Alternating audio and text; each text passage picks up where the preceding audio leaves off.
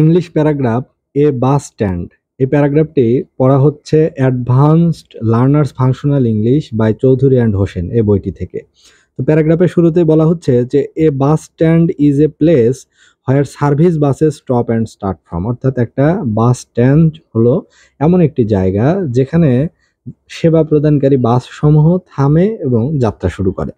After a fixed time a good number of up and down buses touch at A bus stand at different hours of the day and night. অর্থাৎ দিনের বিভিন্ন সময় এবং রাতেও একটি বাস স্ট্যান্ডে বিভিন্ন রকমের বাস, উঁচু বাস, নিচু বাস এখানে থামে। In cities there are sheds for passengers at a bus stand. এবং শহরগুলোতে যেখানে সাধারণত বাস স্ট্যান্ড আছে তার পাশেই ছাউনি রয়েছে যাত্রীদের জন্য।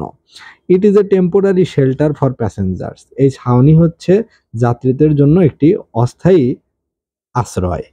Passengers wait for some time to get on a bus.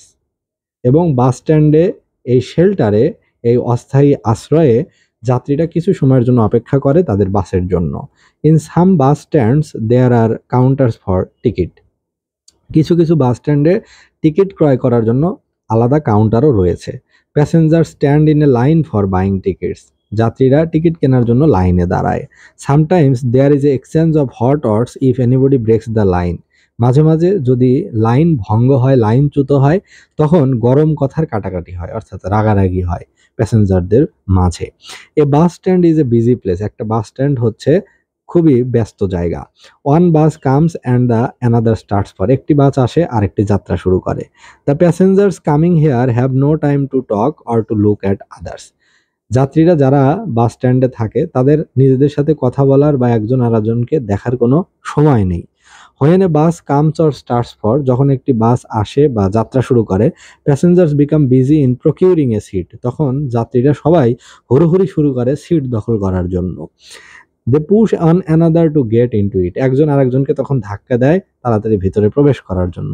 Ladies find it too difficult to get on a bus. মেয়েদের জন্য বাসে ওঠা আসলেই কষ্টকর হয় এই সময়ে। The drivers and conductors are also very busy. এবং গাড়ির চালক এবং কন্ডাক্টর তারা এই সময় ভীষণ ব্যস্ত থাকেন। Their shouts are heard. তাদের চিৎকার চেঁচামেচি তখন কানে পড়ে।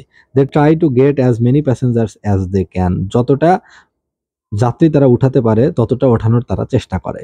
Generally A bus is always jam packed and it is more jam packed during office hours. সাধারণত একটি বাস সবসময় গাদাগাদি থাকে এবং অফিস টাইমগুলোতে, অফিসের সময়ে এটি আরও বেশি গাদাগাদি হয়।